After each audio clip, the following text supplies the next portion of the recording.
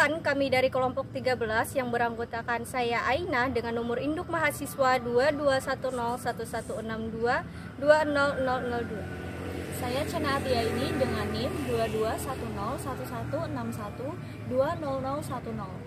Saya Maria Tukiptiah dengan NIM 22101161200007. Saya Septantri Dwi Setianingrum dengan NIM 22101162200013. Di sini kami akan mempresentasikan tentang penyesuaian diri setiap fase perkembangan memasuki tahap berikutnya. Untuk materi akan kami jelaskan secara bergantian. Selamat menyaksikan. Pertama-tama saya akan menjelaskan pengertian penyesuaian diri. Penyesuaian diri merupakan proses dinamis yang bertujuan untuk mengubah tingkah laku individu agar terjadi hubungan yang lebih sesuai antar individu dan lingkungannya.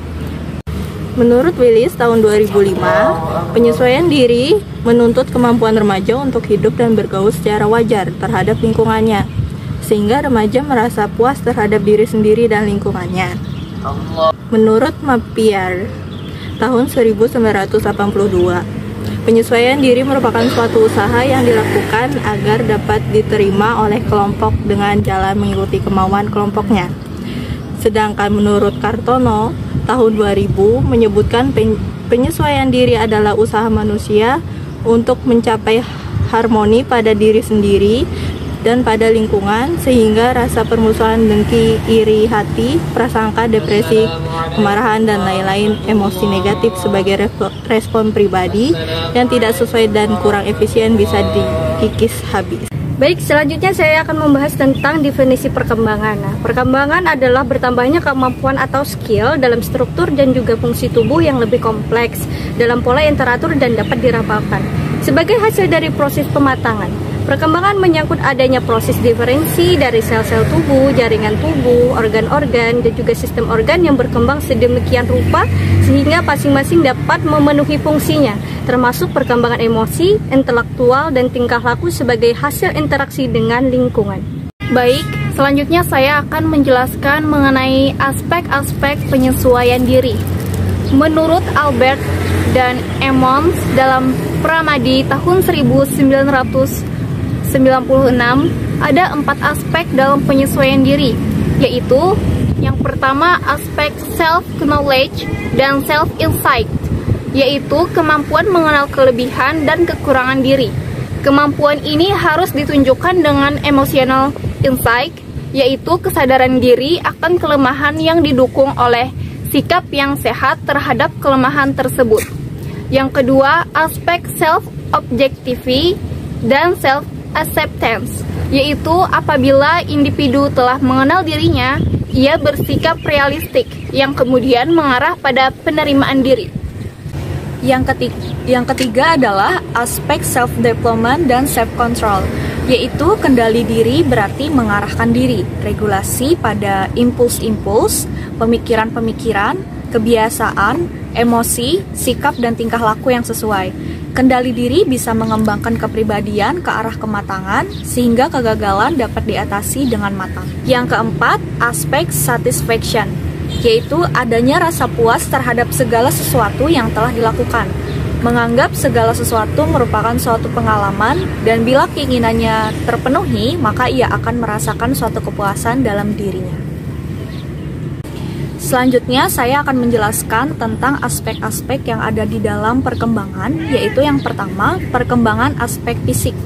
Perkembangan fisik atau yang disebut juga pertumbuhan biologis atau biological growth meliputi perubahan-perubahan dalam tubuh, seperti pertumbuhan otak, sistem saraf, organ-organ indrawi, pertambahan tinggi dan berat, hormon, dan lain-lain. Dan perubahan-perubahan dalam cara-cara individu dalam menggunakan tubuhnya, seperti perkembangan keterampilan motorik dan perkembangan seksual, serta perubahan dalam kemampuan fisik, seperti penurunan fungsi jantung, penglihatan, dan sebagainya. Selanjutnya yaitu perkembangan aspek kognitif. Perkembangan kognitif adalah salah satu aspek perkembangan peserta didik yang berkaitan dengan pengertian, pengetahuan, yaitu semua proses psikologis yang berkaitan dengan bagaimana individu mempelajari dan memikirkan lingkungannya. Perkembangan kognitif ini meliputi perubahan pada aktivitas mental yang berhubungan dengan persepsi, pranking, ingatan, keterampilan berbahasa, dan pengolahan informasi yang memungkinkan seseorang memperoleh pengetahuan, memecahkan masalah, dan merencanakan masa depan, atau semua proses psikologis yang berkaitan dengan bagaimana individu mempelajari, memperhatikan, mengamati, membayangkan, memperkirakan, menilai, dan memikirkan lingkungannya. Selanjutnya adalah perkembangan psikososial. Perkembangan psikososial adalah proses perubahan kemampuan-kemampuan peserta didik untuk menyesuaikan diri dengan lingkungan sosial yang lebih luas. Dalam proses perkembangan ini, peserta didik diharapkan mengerti orang lain, yang berarti mampu menggambarkan ciri-cirinya, mengenali upaya yang dipikirkannya, dirasakan dan diinginkan, serta dapat menempatkan diri pada sudut pandang orang lain, tanpa kehilangan dirinya sendiri. Meliputi perubahan pada relasi individu dengan orang lain, perubahan pada emosi, dan perubahan kepribadian. Pembahasan berikutnya yaitu fase-fase perkembangan.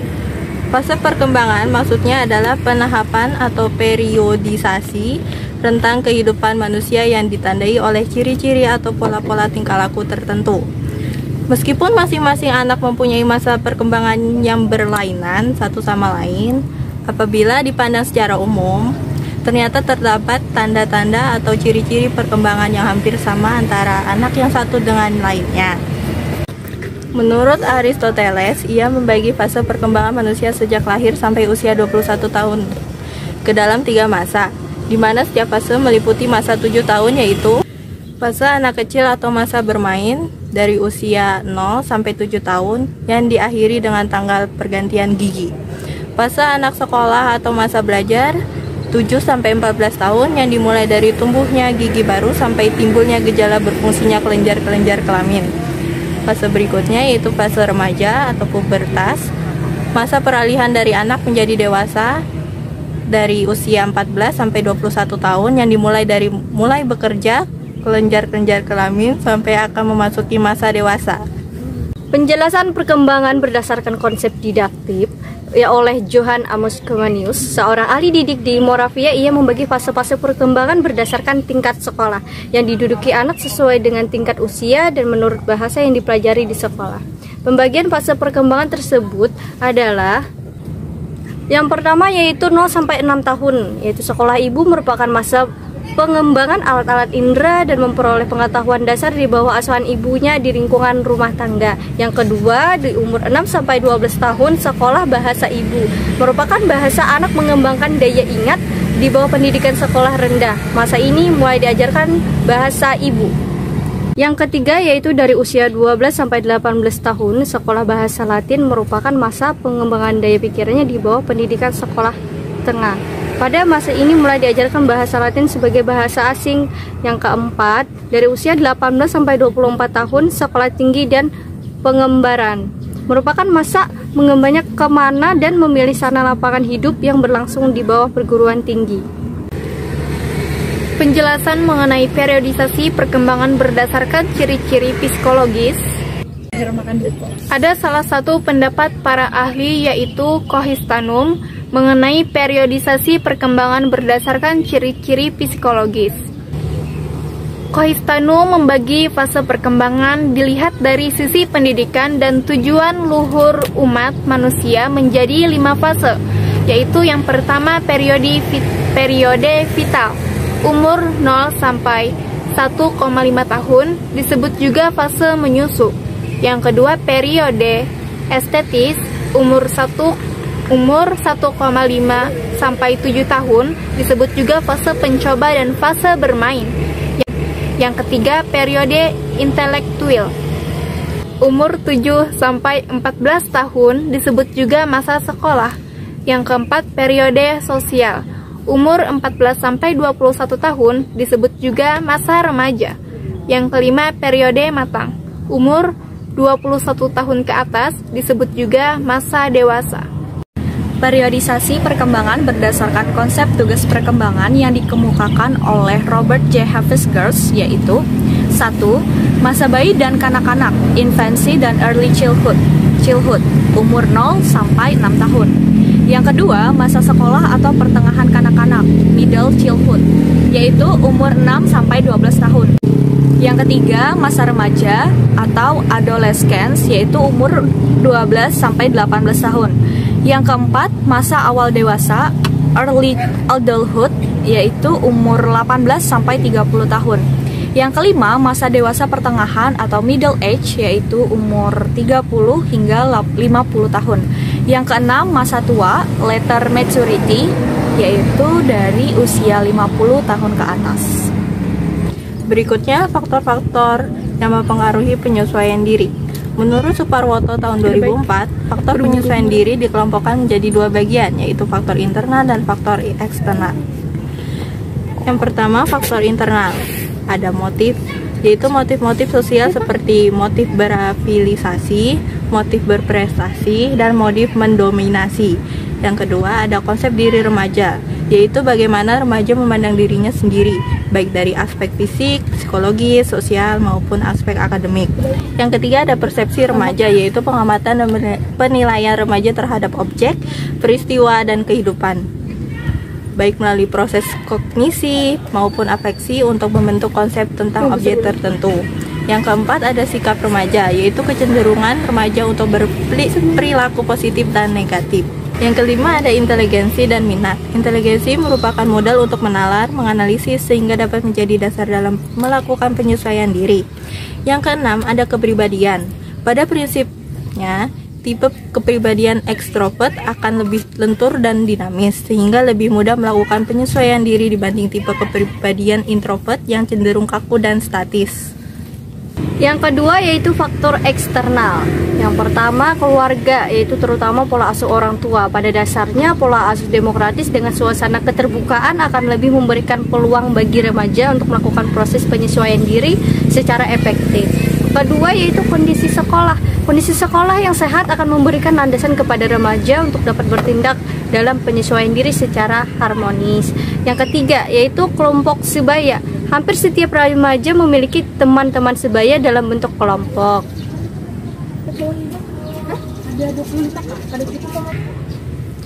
Yang ketiga yaitu kelompok sebaya. Hampir setiap remaja memiliki teman-teman sebaya dalam bentuk kelompok. Nah, kelompok teman sebaya ini ada yang menguntungkan pembangunan proses penyesuaian diri, tetapi ada pula yang justru menghambat proses penyesuaian diri remaja. Yang keempat yaitu prasangka sosial. Adanya kecenderungan sebagai masyarakat yang menaruh prasangka terhadap para remaja. Yang kelima yaitu hukum dan norma sosial. Nah, bila suatu masyarakat benar-benar konsekuen menekankan hukum dan norma-norma yang berlaku, maka akan mengembangkan remaja yang baik penyesuaian dirinya.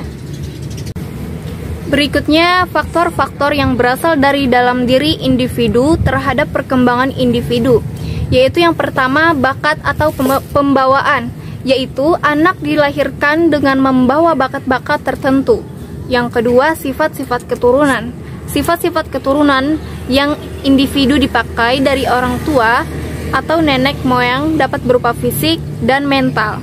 Yang ketiga, dorongan dan insting. Dorongan adalah kodrat hidup yang mendorong manusia melaksanakan sesuatu atau bertindak pada saatnya, sedangkan insting atau naluri adalah kesanggupan atau ilmu tersembunyi yang menyuruh atau membisikkan kepada manusia bagaimana cara-cara melaksanakan dorongan batin.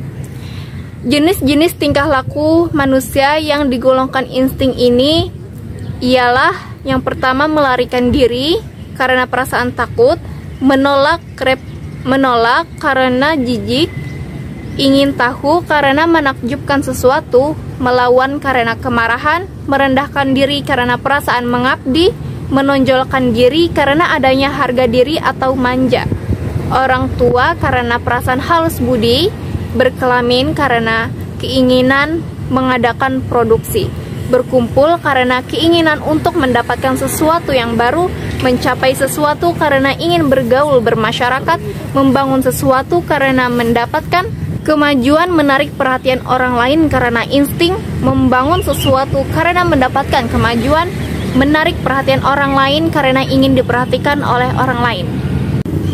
Selanjutnya, faktor-faktor yang mempengaruhi perkembangan individu yang berasal dari luar diri individu. Yang pertama, makanan. Makanan merupakan salah satu faktor yang mempengaruhi perkembangan individu. Yang kedua, iklim. Iklim adalah keadaan cuaca yang berpengaruh terhadap perkembangan dan kehidupan anak. Yang tiga, kebudayaan, yaitu latar belakang budaya yang sedikit banyak mempengaruhi perkembangan seseorang. Lalu yang berikutnya, faktor-faktor umum.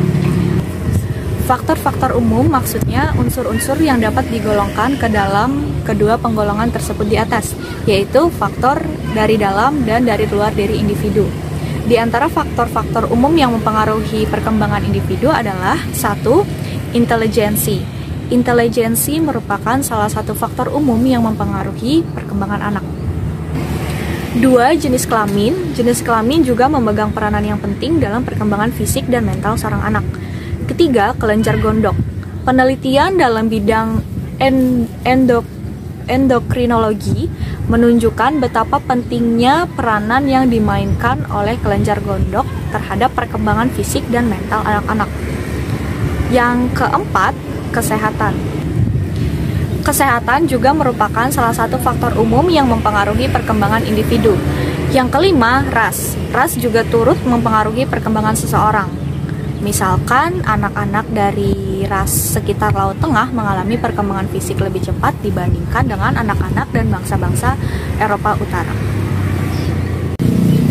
Dari hasil pembahasan mengenai penyesuaian diri setiap fase perkembangan memasuki tahapan berikutnya, maka dapat disimpulkan bahwa manusia tidak dilahirkan dalam keadaan telah mampu menyesuaikan diri, maka perlu penyesuaian diri terhadap lingkungannya. Penyesuaian diri dapat diartikan adaptasi, konformitas, penguasaan, dan kematangan emosional.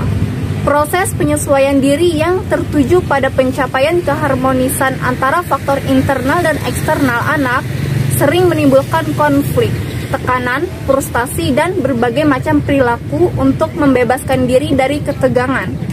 Kondisi fisik, mental, dan emosional dipengaruhi dan diarahkan oleh faktor-faktor lingkungan, di mana kemungkinan akan berkembang proses penyesuaian yang baik atau salah. Selain faktor lingkungan, ada faktor dari individu itu sendiri juga mempengaruhi proses penyesuaian diri. Berikut hasil presentasi dari kelompok 13. Kami menyadari bahwa makalah serta penjelasan dari kami sangatlah kurang, maka dari itu kami mengharapkan kritik serta saran yang membangun untuk kebaikan makalah kami yang berikutnya. Salah hilaf, mohon maaf. Wassalamualaikum warahmatullahi wabarakatuh.